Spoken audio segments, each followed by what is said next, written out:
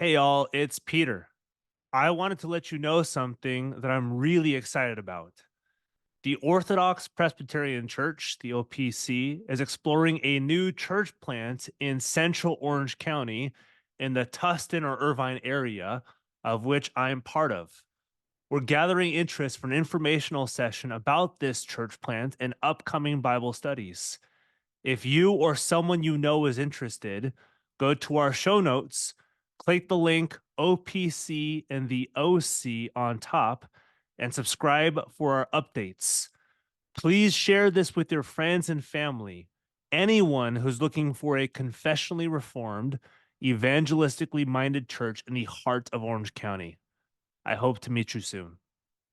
Hey everybody, this is Pastor Danny Hyde from the Oceanside United Reformed Church. I want to invite you out to our church. We meet in sunny Southern California, here in San Diego, and we meet at the Army Navy Academy in Carlsbad, right along the ocean, as you can see, the Pacific. And we meet every Sunday at 10 o'clock in the morning. We hear the Word of God, we hear the gospel preached. We have the Lord's Supper every Sunday morning, and then we have Sunday school at about noon for kids. We come again together at 5 o'clock every night, Sunday night, for teaching, prayer, and singing. And then we also have various midweek groups, Bible studies, men's, women's, and also other Bible studies as well throughout the week. So I want to invite you out to worship with us. If you know anybody in the area here in North County of San Diego, invite them as well. Let them know. You can find out more about us on our website, oceansideurc.org, or also on all those various social media. You'll find us as well. God bless. Hello, welcome to the Guilt, Grace, Gratitude podcast. We bridge the gap to Reformed Christian theology for your listening pleasure. As my esteemed co-host, who was actually going to make this and then couldn't make it the last minute because we had too many recordings this week, so he decided to take this one off. So I'm doing this one all on my own. He likes to say it's another day of fresh grace and mercy. We have our weekly, I was going to say annual, it's not annual, it's weekly book club episodes, and this one's going to be presented to us by our good friends at Brazos Press. We've had a ton of books from Brazos Press. We really like them a lot and what they do both culturally and within the Christian tradition as well. We have an author, Elizabeth Oldfield. Some of you might recognize her if you've listened to Justin Brierley's show on the surprising rebirth of belief in God. She's been on that a few times. And then one of the publicists for Brazos reached out to us asking if we'd want to have her on the show. And I said, absolutely, because she's got a bunch of fantastic endorsements. And then I read the book. I was like, absolutely, yes, I would want to have her on. And so she wrote the book Fully Alive. And we'll talk about this book more pretty soon. But just some show notes as well. So you can find us on every podcast catcher around, as well as on YouTube. It's Guilt, Grace, Gratitude podcast on YouTube. YouTube audience is growing pretty quickly, a little bit faster than audio, which is kind of fun, even though our audio is much bigger. So if you want to listen to us, you can go on our audio or on our video as well. You can find us on all social media platforms, and our tag the place that you can find us is Guilt Grace Pod. That's on Instagram, Twitter, and Facebook. Although we're probably most active on Twitter. So if you want to get a quicker response from us, we're on Twitter. You can email us at guiltgracepod@gmail.com. We also have a store, guiltgracepod.com. We have one shirt, 3 mugs, and 1 sticker, and we're sticking with that. I didn't mean a pun, but that's what I did. So we have all of that fun stuff for all of you who want to purchase stuff. We like being kind of like in and out. We just want to do a few things really well. And then also our confessional podcast network. We have 10-ish podcasts part of this. We started this about 2 years ago. So if you want to hear content very similar to ours, you can go to confessionalpods.com. And as well as we always want to drive people to the local church. So the NAPARC Church Finder, you click on that link. It's a little website, and you type in your zip code or the city that you live in, and all the closest confessional Reformed churches to your area will populate in that. And we're always looking for more links to churches across the world because we do have a worldwide reach. And so if anybody has any links for that as well, we would love to learn what those links are and put those in our show notes as well. We're a 501c3 nonprofit, so any donations that you get, it's not purchasing things, but donations that you give us, those are tax deductible by the end of the year. And I don't think I've forgotten anything, so I'll introduce Elizabeth Oldfield, who's the author of the book we're talking about today, Fully Alive, published by Brazos Press. She hosts The Sacred, a podcast about our deepest values, the stories that shape us, and how we can build empathy and understanding between people who are very different. She's the former director and now senior fellow of the think tank Theos, or Theos, depending how you want to pronounce that.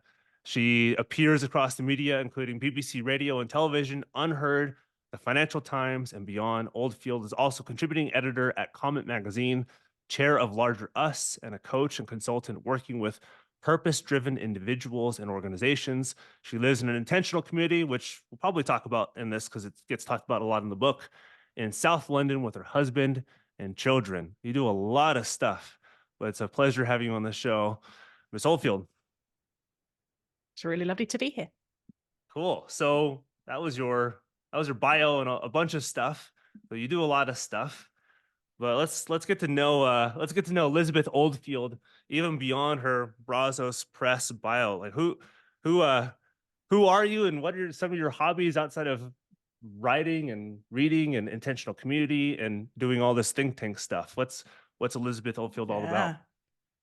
Well, I'm not sure anyone's professional bio is a particularly good way of getting to know them, is it? It's this weird external labels that all of our scout badges that we go out into the world with.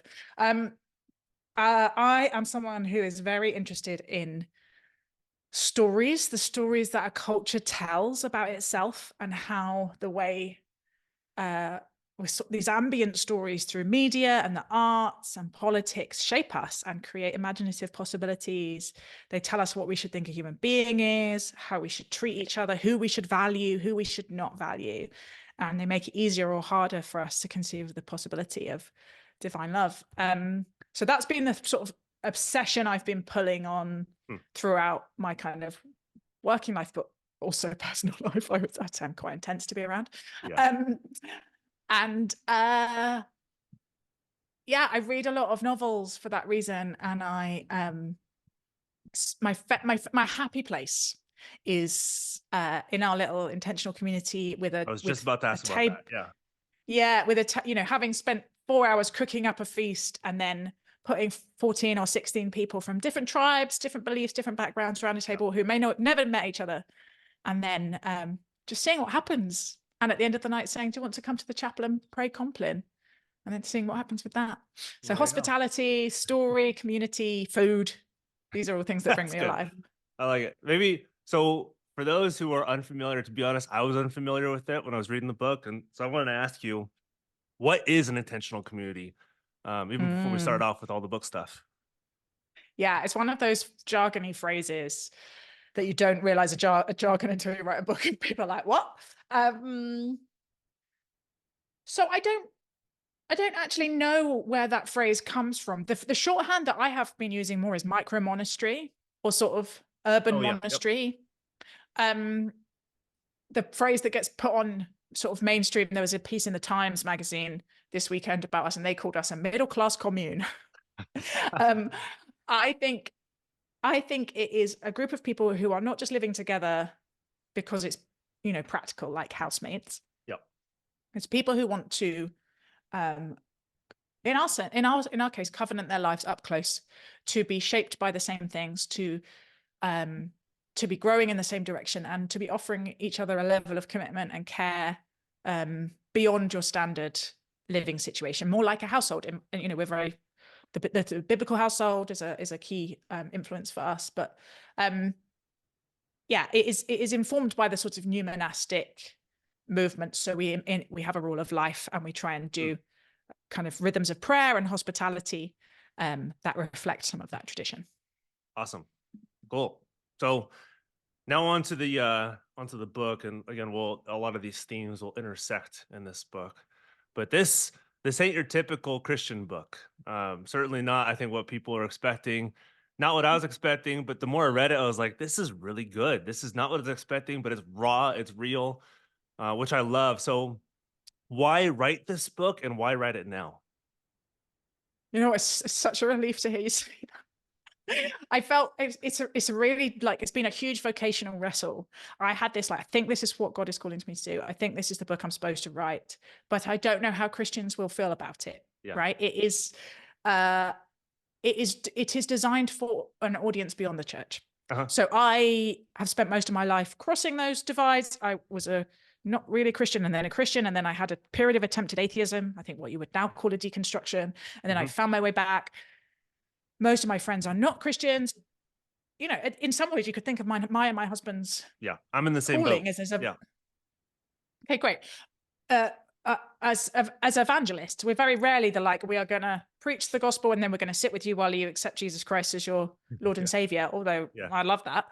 It's much more helping people move from hostile or skeptical to warm or open or curious, or just creating space for them to admit that they might want there to be a God. You know, this kind of more imaginative accompaniment that we end up doing with people.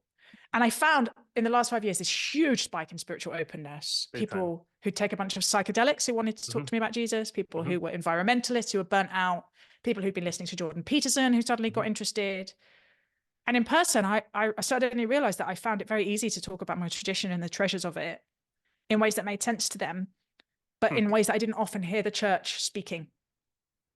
And so the book was an attempt to, one, model a posture for how you might help someone outside the church understand some of the treasures here, and two, just frustration that we spend so much time talking, being obsessed with the inward dynamics of the institutions of the church, and not enough time outward facing, seeking to love our neighbors and fulfill the Great Commission. Yeah, that's good.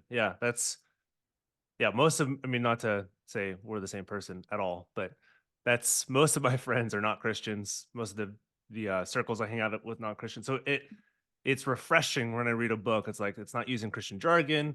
It's not using a lot of phrases that are unfamiliar, nor is it assuming things that are familiar with other people, which is really helpful to hand a book to somebody. It's like, I think you might understand this book, versus like an evangelistic tract is like, why, like, this makes no sense to me. Which is interesting because I know you've been asked this before in a bunch of interviews, that you always like the 7 deadly sins, and it's in the introduction, but thinking through that this is not meant for necessarily a Christian audience, I was curious, why follow the 7 deadly sins within or 7 vices, I guess, within the book, if the hope is a broader than Christian audience, and like, well, we don't believe in sins. Why would we even consider some of these things? So yeah, why center this book on this list of sins?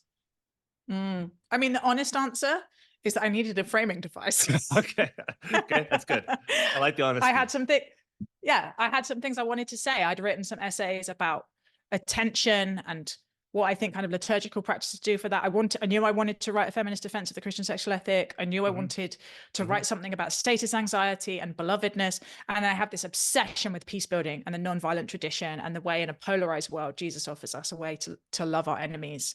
Yeah.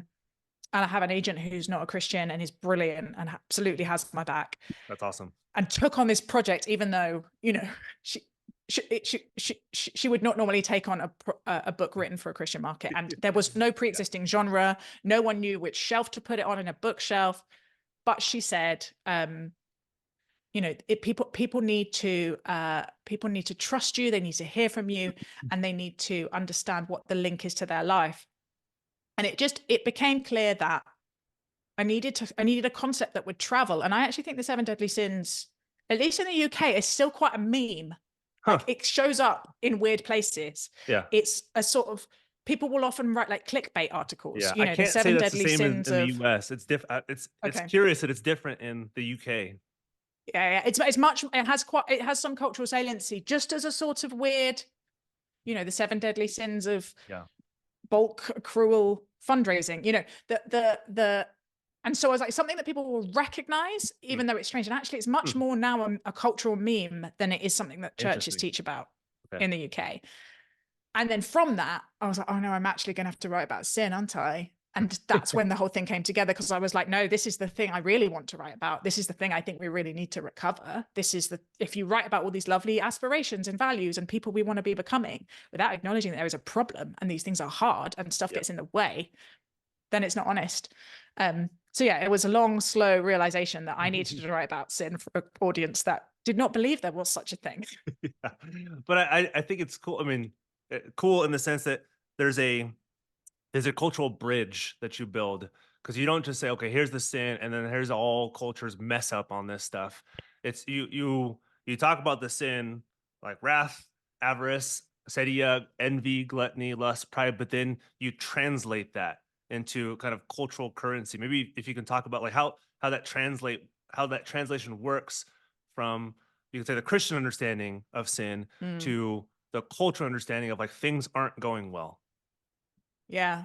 I mean, writing this book, I just came to realize how we struggle with the same things. And if you give people language that they understand, you realize how much we have in common in our understandings. And so when I was speaking about acedia, which is this sort of spiritual apathy / distraction, I mean, you don't have to go very far to talk to people about how we're distracted and we do not pay attention to the things that we actually think make up a good life. Wrath was really about polarization and division, and it's about contempt. It's about our tendency, and then the way our systems have been set up to kind of accelerate the idea that other people are the problem, that they are the problem, we are righteous, they are unrighteous, and we need to get the hell away from them. Foment, like tribal disagreements and stuff. And cancel culture, but also we all know how horrible it is to live in this deeply divided, polarized society, and framing it as a temptation to disconnection that we actually can overcome, and that the Christian tradition has something to offer us on. Suddenly people are interested because they're like, I don't want to be living with this level of contempt in my life. And envy is really about status anxiety, which is so endemic, this subtle status posturing that we're all doing. Can I take you seriously? Are you going to take me seriously? Are you worth my time? Am I hot enough or rich enough or powerful enough or interesting enough or clever enough or whatever it is in our little tribe? Am I holy enough? Am I pure enough? Am I reformed enough? And and so again, that's everyone's life. And as soon as you say, my tradition has thought about that a little bit, I don't know if it's helpful to hear about how it helps me in my life. And I think that is what has been really key, is I don't think sin as a concept to beat other people with is going to be back anytime soon, or probably should be. Sin as a frame for our self-understanding of where we are tempted to be becoming the kind of people we don't actually want to be, and disconnecting from our own souls and from each other, and yes, from God.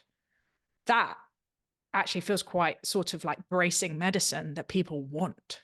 Yeah, that's good. Yeah, I'm curious, before I ask my next question, with a non-believing agent, how did she read the book? Did she interact with it? How did that go?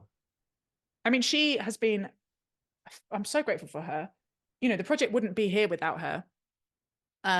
She gave me the courage that it was possible to write a book for people beyond the church about this stuff. And then she went through it. She worked with me on a year writing the proposal. She saw every chapter. And what it means, that anything that sounded judgy to her, or was jargon, or was triggering her into defensiveness, or making her feel like I looked down on her, which is absolutely endemic, she would just be all over it with a red pen. And she'd say, this is interesting. And I'd be like, oh, that feels really old hat to me. And she's like, oh, I'd never heard it. I've never heard that about the church. And then I'd be like, oh, okay, so I need to dig into that area. She was just a really fresh pair of eyes and ears on the thing. And it meant that I essentially ended up writing the book for her as kind of my ideal audience member. Yeah, your avatar of sorts. Yeah, that's good. Yeah. So what might be the thickest thread throughout the book that you keep on going back to is society's desperation to be fully alive, but they're just not equipped to do it. And so there's this tension, and they're trying really hard to do it, and they just they feel like it's getting farther and farther away, and so they reach further and further.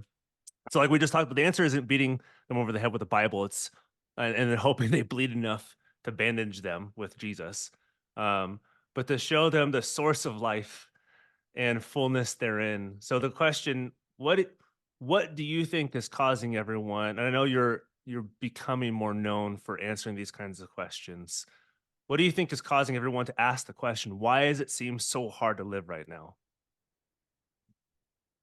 Yeah, I think it comes back to these cultural stories, like what is in the atmosphere, what is the imaginative set of possibilities. And you see this great decline in religion, second half of the 20th century, when you're seeing a lot of prosperity and in the West, and and the real rise of individualism, the Yep. sense that we can self-actualize, and if we get enough money and status, we'll be okay.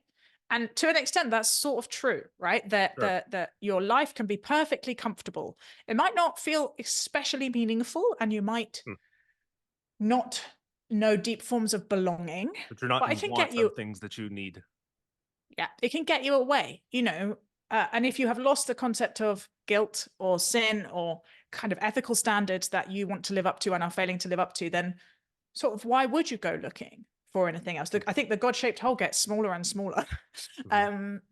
And what we're seeing now is both a generation who've been raised by parents in that world, and I think are not massively impressed by those lives. I think they look like lives that they want to, you know, the idea that the sort of the pinnacle of life is to get a nice detached house in the suburbs and a stable career and not get fat, or, you know, Yeah. that, like, what is it? What are we even aiming for? Like Yeah. the Nice vacations every summer. Yeah, you can exactly get a the vacation home, whatever it is. There's these yeah cultural markers that we think make us happy.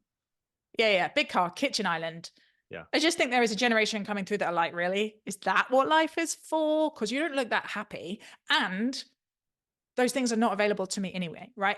In the UK, for my generation and down, the idea that you could ever get on the property ladder if you're not have huge amount of inherited wealth seems madness. The job market is unstable. Finding your identity in a stable job is really, really difficult. Yep. Social media means this is huge hustle culture of projection and performance, which is corroding us.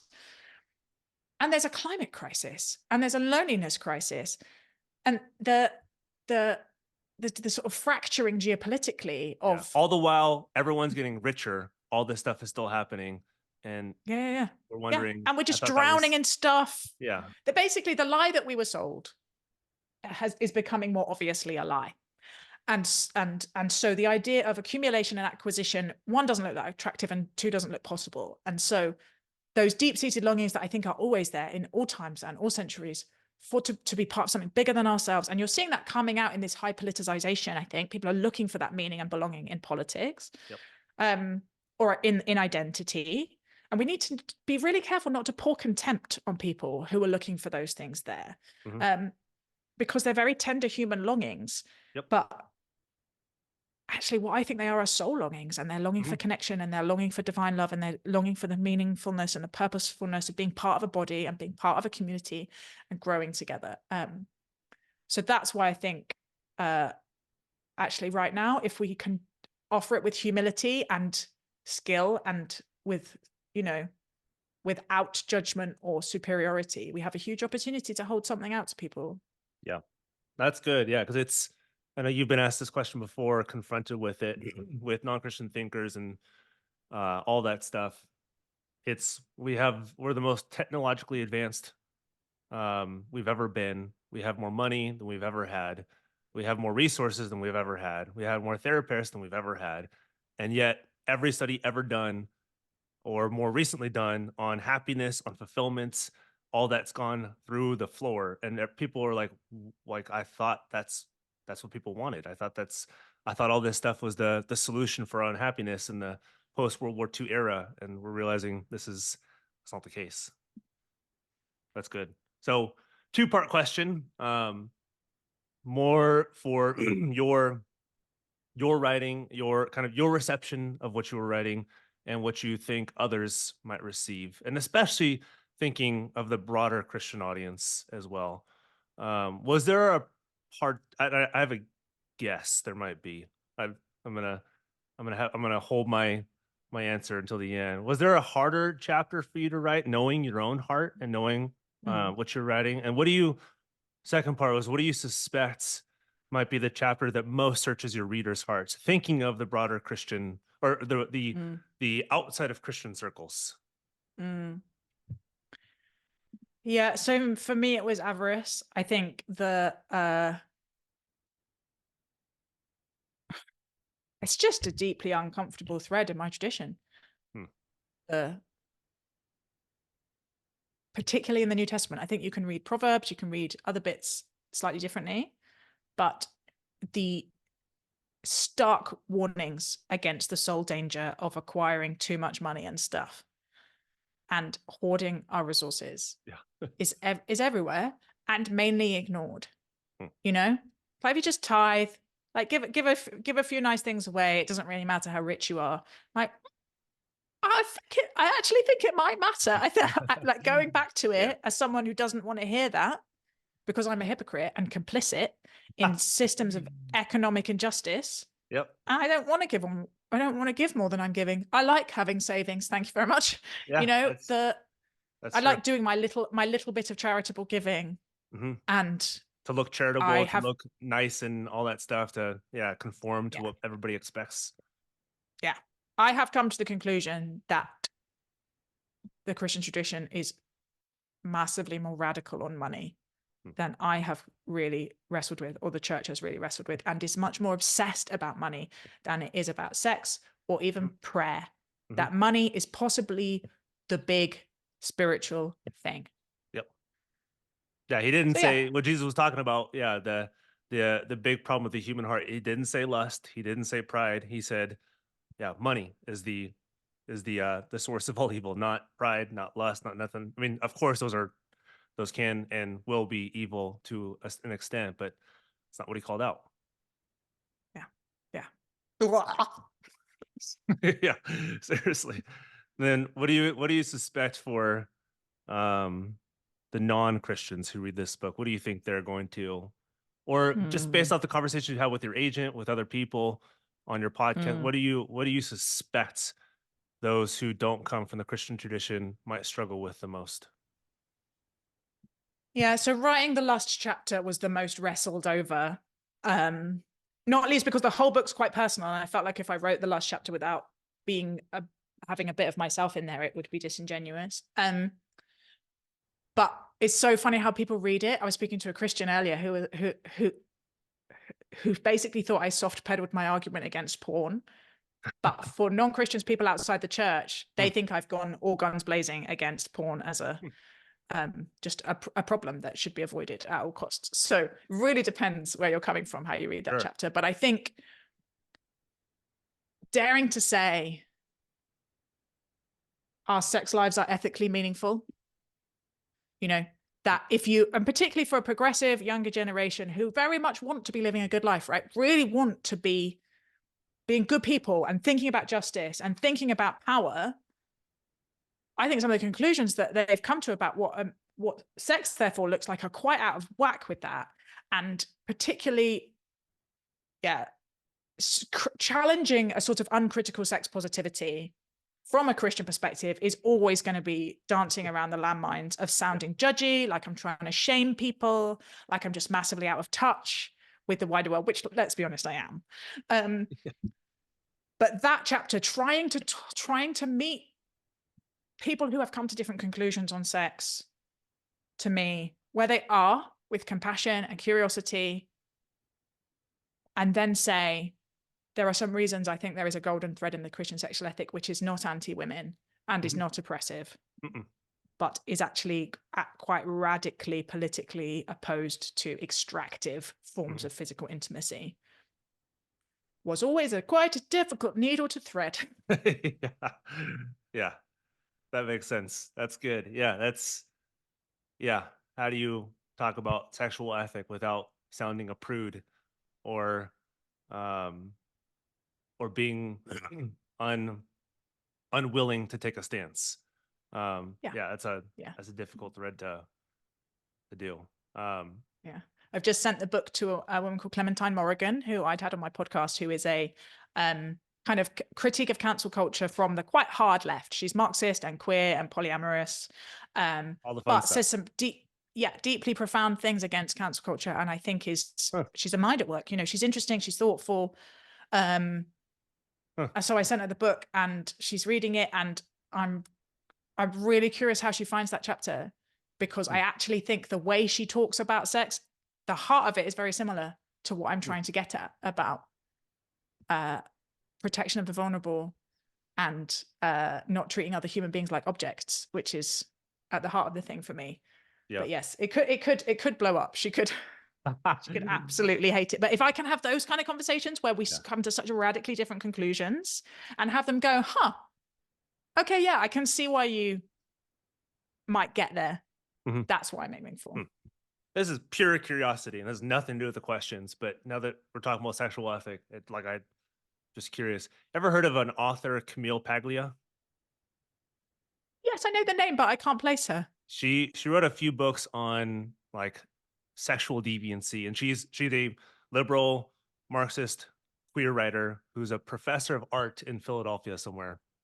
But she's the greatest writer I've ever read in my entire life. And Wow. she you would think she stands for progressive sexual ethics, but she actually stands against progressive sexual ethics, even though she herself is a progressive Marxist queer woman, and her writing is cutting on a lot of this stuff, and she writes from that perspective. I think you and a lot of other people might enjoy her writing. I mean, she's me a little much for the Christian crowd, but her writing is fantastic. Great. So yeah, and I said this before the episode, and you warned me, but I'm still going to say it again. So I'm going to butter you up. This is a writing style that I fell in love with, and reminded me, if you know David Zoll, Yeah. he wrote 2 books, Seculosity and Low Anthropology. This book reminded me of Low Anthropology, and we had him on a year and a half ago for Low Anthropology. And there's a flow and rawness to your prose. There's asides like, I bet you didn't expect this in a Christian book, or I feel like this might be canceling me from other Christian publishers. So I'm curious. You read a lot of novels, you read a lot of books, you interact with a lot of people. Who are some of your inspirations? Who stands behind some of your writing? It's a really interesting question, because I think the process of getting brave enough to write this book, which was probably a 10-year journey, Okay. was much more about deprogramming from the kind of voices. And I used to run a think tank, did a master's in theology, had the idea of how you needed to write about this stuff as quite dry and impersonal. You know, you couldn't put jokes in there, not least slightly salty jokes. And so it was almost like stripping off the layers of the scripts and then trying to just write how I speak was what I was landing on. I was like, if I can write a page that is how I would speak in real life, which is and funny, would sound like just that is the very opposite of advice almost any writer's ever given. Is like, don't write how you speak, at least not professionally. But you realize, no, that actually connects with people a lot more when you speak. Yeah, well, this can sort of hear a real person, right? And I'm acknowledging when I change my mind, or when I'm conflicted, or when I know what I should say or think, but that's not honest. So yeah, a lot of it was just trying to find my voice as this like psychobabble cliche in one ways, but there's something truer at the heart of it, I think, which is, if you believe in the particularity of each human person and the work that is prepared in advance for us to do, trying to stop performing for everyone else's expectations and just do the thing I thought I was called to do, there was a long work of spiritual direction and various other things. But then the actual people who made me think it might be possible were people like Francis Spufford, who wrote Unapologetic. And again, that's just actually seems to care about the prose style, for one thing. You know, funny and human and imaginative. Someone like Catherine May, who was also being very nice about the book, who's not writing from a faith perspective, but is writing about these deep philosophical questions, but woven with memoir. And then the person who I don't write anything like, but always makes me want to be a better writer is, I've completely forgotten her name. She wrote Priest Daddy, Patricia Lockwood. Okay. Priest Daddy, absolutely hilarious memoir of her dad converting to be a Catholic priest. And then she's written my best novel of the last 10 years, which is called No One Is Talking About This, which is deeply theologically profound from someone who wouldn't necessarily be at home in that language. I like it. Yeah. Even for me, a Reformed guy, you would expect me to read a lot of theology, and I do, but most of my reading is actually fiction, a lot of novels, poetry. And so I appreciate it. This is why we get on. Yeah, I appreciate it when people write well, because so many Christian books are just so horribly written. Like, how do you expect anybody to read that? I mean, not just the sales, but how do you expect anybody to read this and enjoy it just beyond the information transfer? Yeah. But that does come along with the medium. That's, you gotta, Mhm. there's something to writing well and allowing that to form and shape us even beyond the content itself. Yeah. So I think the key thing that I was aiming for was not writing too carefully, like writing, paying attention to the craft. But the thing that I think is tricky about Christian books is people are so scared of saying the wrong thing. It's mainly pastors and theologians. They're so scared of getting it wrong, leading anyone into error, that it's dry and it's boring and you can't hear a real person. And often, honestly, I don't believe them. I'm like, neither do I think you are trying to sound more certain than you are about I don't this. believe And if you myself when I held a write bit like more that too. space, Yep. yeah. Like if you acknowledge there's some mystery and some doubt and some complexity here, I'd be much more likely to believe you.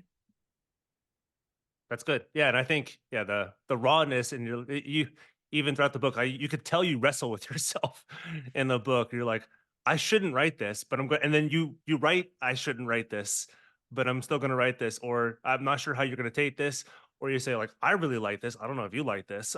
It was just a good dialogue that I think it makes the reader feel like they're actually getting to know you versus just a sheen over the top, like the professional author and then the real person. So another thing that stands out, pointed to earlier is, and this might come as a shock to a lot of people, like you don't quote the Bible all that often, even though it's an ostensibly Christian book, I guess you can call it. Yet this work is it's still deeply embedded within the Christian ethos. So I imagine the conversation you have on your podcast, The Sacred, informs so much of what you're doing in this book. So connected with an earlier question, how do you approach those outside the Christian faith, knowing they struggle to make sense of everything in much the same way that you and I do? Yeah. So I hope what I do is don't quote the Bible and tell people that's what I'm doing. No, nope. When my husband went through and read it back and sort of underlined all the lines that were actually half sentences or full sentences from scripture. Yep. And lots of them I hadn't realized I'd done it. And I hope that's because it's sort of in me. Yeah. But as soon as you put a verse reference and put quotes around it for people outside, that's not a source of authority for them. So their eyes would just slide right over it. So yeah, I think again, it's about starting where they are. It's not to use a huge evangelistic cliche, but it's the Mars Hill thing of like some of your own poets, right? Yep. This is, I am going to use references that make sense to you and connect with you. Having spent a lot of time listening. So yeah, I would say we can't just like lob Bible grenades at people and expect them to have any effect. I think that most of our communication bounces off because there's this completely different language, completely different frame of references. They have no framework for understanding this, no categories, no nothing. It makes no sense if they don't. Then there's no sense of sin, salvation, nothing. There's nothing there. Yeah. And also, they rightly suspect that we don't care about them at all. You know, it's that old youth work adage: people do not care what you know unless they know that you care. And so the key thing I'm trying to set up in the book is a posture of actual liking, right? Of curiosity, of welcome, of hospitality, and I find it quite easy because I was writing for my friends, and I don't think everyone outside the church is worthy of contempt or, you know, less than me. I don't think that is how Jesus sees them either. So I think there's a huge amount in tone and posture. And again, that thing of, I'm going into this because I have some knowledge to transfer. I have the answer to your problem, even though you do not think that I have the answer to your problem, but I'm going to tell you that I have the answer to your problem. Yeah. Or the problem that you're actually wrestling with and actually do need some help with is not, you don't think of it as the same thing that I've got some medicine I know your for. problem better than you do. Yeah. I mean, no one likes that. I don't like that. I don't want someone to come and tell me that they know my life and they know my problems and they have this solution for me for the problem they think I have. So I think so much is tone and posture and frankly, gaining the right. Like, I have written a whole book that I hope if no one gets to the God chapter and they never walk into a church, is still of some use, right? I think these practicing the Sabbath is good for us, growing in generosity and gratitude is good for us, like dealing with our status anxiety is good for us. I hope it is just a blessing to people without strings attached. And then for the people that really are wanting to move, are curious, are open, are seeking, are searching, that it helps them on their journey. But if it's just an exercise in manipulation, then I've broken the covenant of trust with the reader. And so I think seeking out to actually love people and serve them where they are without strings, and then gaining the right is that whole thing of like, be prepared to give an answer for the hope that you have. But people are not going to ask you the question if they don't think that you care about them. Yeah, that's good. And to add even more rawness, and this is what I appreciate about the book, and I think connects with those who are searching, even if they're not sure they're searching, or don't know why they're searching, or don't know what they're searching for.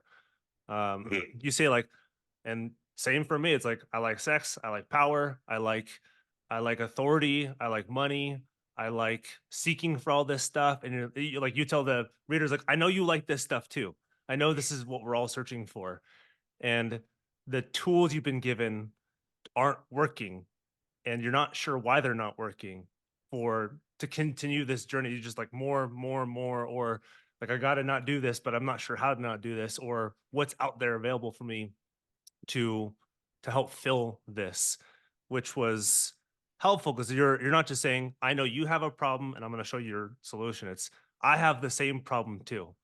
I have the same desires, the same lusts, the same everything.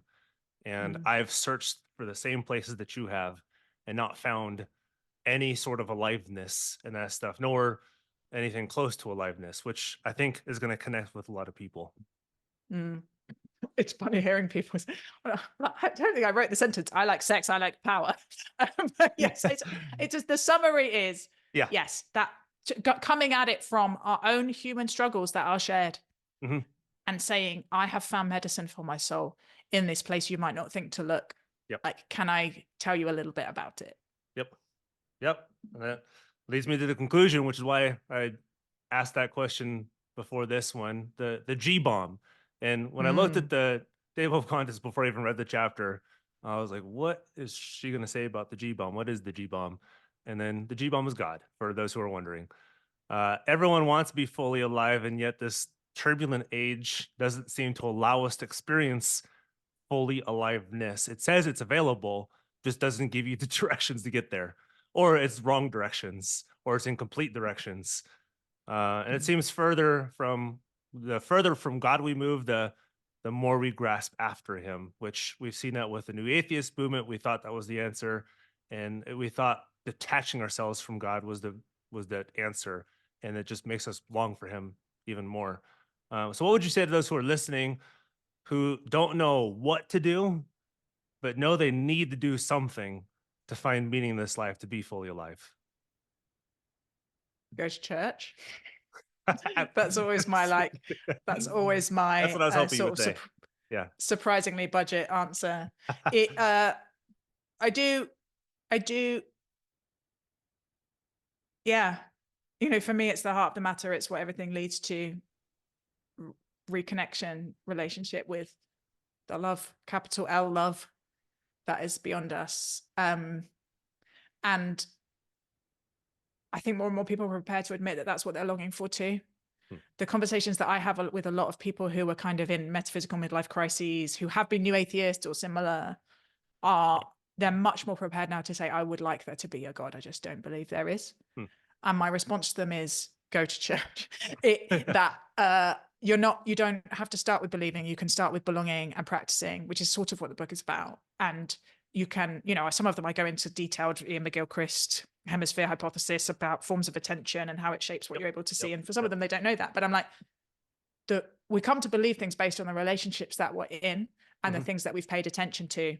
So if you want to believe, go pay attention with people who believe it. Like Pascal said, go to church. Like that's and learn to tolerate how annoying it is and how annoying other people are. Because again, that's how you move towards fully aliveness. We come to acknowledge our interdependence rather than running away from it. We come to resist our pride.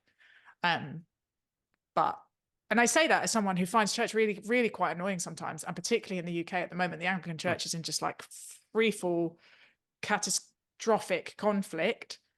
And still, I'm like, it's the healthiest place I can go, even on its worst day.